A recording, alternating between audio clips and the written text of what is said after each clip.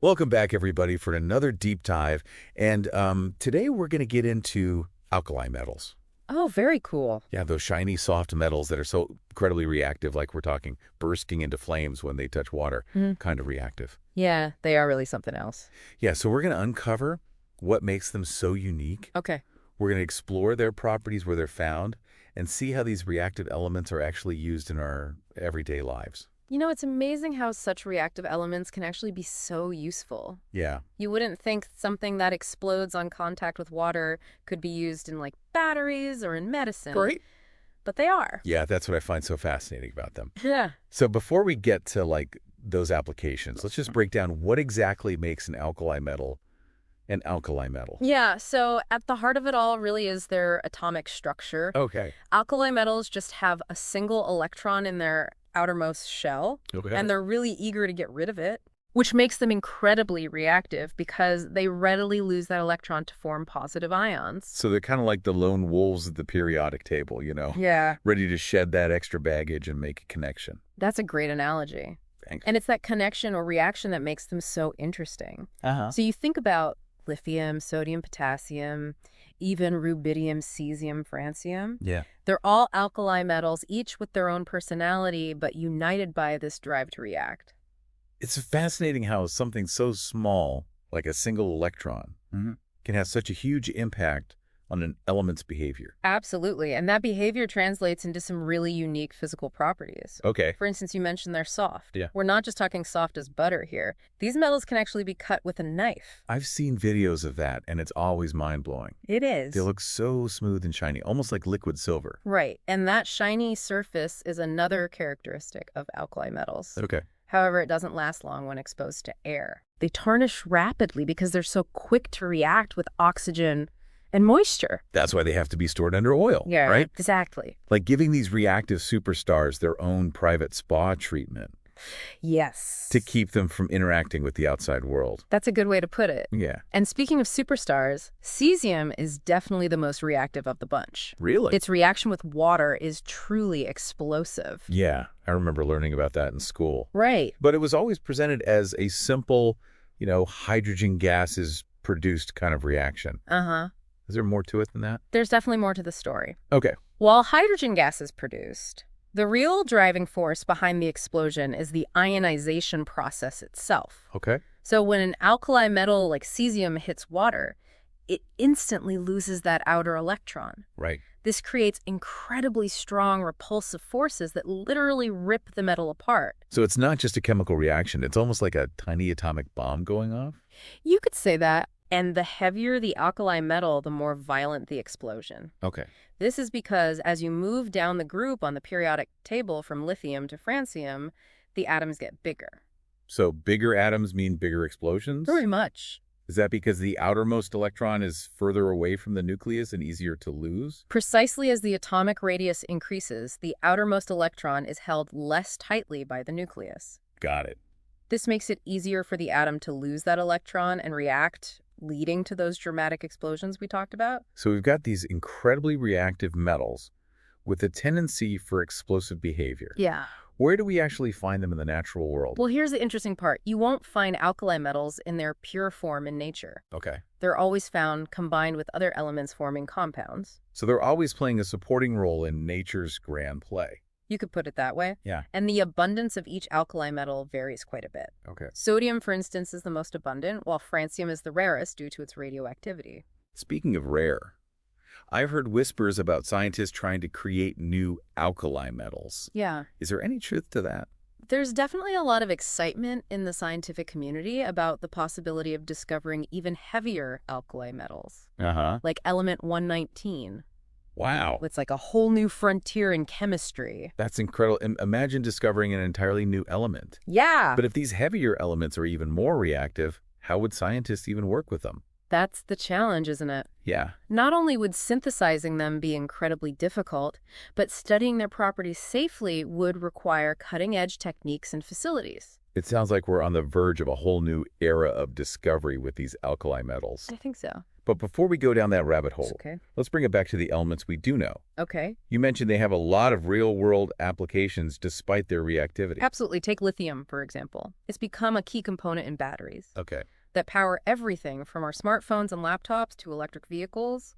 And that's not all. It's also used in certain medications and even aerospace applications. It's amazing how such a reactive element can be harnessed for such diverse purposes. It really is, and it's not just lithium. Okay. Sodium, beyond its familiar role as table salt, plays a crucial role in various industries. It's used in soap-making streetlights and even as a coolant in nuclear reactors. It seems like every alkali metal has its own unique set of talents. They do. Yeah. And we haven't even touched on potassium yet. Right. It's vital for plant growth and is a key ingredient in fertilizers. Oh, wow.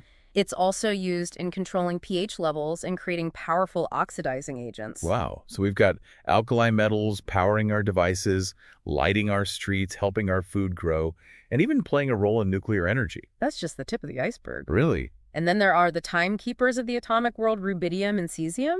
Those are the elements used in atomic clocks, right? Yeah. The ones that keep time with incredible accuracy. Exactly. Atomic clocks are essential for GPS navigation, scientific research, and countless other fields where precise timekeeping is crucial. From tiny batteries to the vastness of space, alkali metals really are everywhere. They are. It's incredible how these reactive elements are so deeply intertwined with our modern world. It is. And as we delve deeper into their individual stories, I think you'll be even more amazed by their versatility and the impact they have on our lives. Okay, well, let's take a quick break and then we'll come back and do just that. Yeah, it's fascinating how they can be both incredibly destructive and incredibly useful, isn't it? Yeah. It all comes down to understanding their properties and, finding ways to harness their energy. Right, and that's what makes this deep dive so intriguing. We've talked about the explosive reactions of alkali metals with water, especially cesium. Right. Is there a way to visualize how this reactivity changes as we move down the group? Absolutely. Imagine a spectrum of reactions with lithium at one end and cesium at the other. Okay. So lithium being the smallest alkali metal, has the mildest reaction with water. It fizzes, gently releases hydrogen gas, and forms lithium hydroxide. So it's still a reaction you wouldn't want to touch, but not quite the explosive spectacle we see with cesium. Exactly. Now, as we move to sodium, the reaction becomes more vigorous. It fizzes and pops more intensely, often generating enough heat to ignite the hydrogen gas produced. Wow. It's like a tiny firework display in a beaker. And potassium. I remember seeing a demonstration in school where potassium reacted violently with water, creating a burst of purple flames. That's right. Potassium's reaction with water is even more dramatic than sodium's. The heat generated is enough to instantly ignite the hydrogen gas, producing a bright lilac flame. It's a stunning visual representation of the energy released during that ionization process. So it's like a crescendo of reactivity building up as we go down the group. Precisely. Rubidium and cesium, being even heavier than potassium, react with water almost explosively. The reactions are so rapid and intense that they're really difficult to observe with the naked eye. It's amazing how these reactions highlight the increasing eagerness of alkali metals to lose that outer electron as we move down the periodic table. And there's one more fascinating detail about these reactions. Okay. All alkali metals actually melt during the process. Boy. The energy released is so significant that it's enough to melt the metal itself. So it's not just a chemical reaction, it's a complete transformation of the metal. It is, and it's a testament to the powerful forces at play when these alkali metals interact with water. Okay, we've explored the properties and reactions of alkali metals, but I want to dive deeper into their real-world applications. We touched on a few examples earlier. Right. But what are some other ways we encounter these elements in our daily lives? Well, let's start with sodium. Okay. It's not just table salt. Right. It's also a key component in the glass that makes up our windows and bottles. Really? So alkali metals are literally all around us? They are. What about potassium? We mentioned its role in fertilizers, but are there other applications? Potassium compounds are also essential in the production of glass soap and even explosives. Wait, explosives, so those dramatic reactions we talked about can be harnessed for practical purposes? Absolutely. Controlled demolitions, for instance, often utilize the explosive power of certain potassium compounds. That's fascinating. It seems like there's a fine line between the destructive and constructive potential of these elements. There is. It all depends on how we understand and control their properties. Right. And let's not forget about rubidium and cesium. While we mentioned their use in atomic clocks, they also have applications in photoelectric cells, night vision equipment, and even medical imaging. It's amazing how such reactive elements can be so versatile. From timekeeping to medical technology, their impact is far-reaching. And then there's francium, the most recently discovered alkali metal. Right. While its rarity and radioactivity limit its practical uses, for now it presents some intriguing possibilities for the future. Francium has always been a bit of a mystery to me. What makes it so unique compared to the other alkali metals? What's fascinating about francium is that its properties don't perfectly align with the trends we see in the other alkali metals. Okay. Its high atomic weight means its electrons are moving at incredibly high speeds, close to the speed of light. That's mind-boggling. Does that have any impact on its behavior? It certainly does. Those speeds introduce something called relativistic effects, which can actually alter the element's properties. For example, francium is predicted to be less reactive than cesium, even though it's heavier. So it's like a rebel in the alkali metal family, breaking the rules we thought we understood. You could say that it's a reminder that even within a group of elements, there are always exceptions and surprises waiting to be discovered. This has been an incredible deep dive into the world of alkali metals. We've explored their properties, reactions, applications, and even the unique case of francium. It's clear that these elements, despite their reactivity, play a vital role in our world. Yeah, it really is amazing to think that something as seemingly simple as a single electron can have such a profound impact on the behavior and applications of these elements. It really highlights the elegance and complexity of the periodic table. Absolutely. You know, each element has its own story to tell, and the alkali metals certainly have some of the most captivating narratives. Okay, so before we wrap up this deep dive, I have one final question for you. If you could pick one alkali metal as the most intriguing, which one would it be and why? Oh, that's a tough one.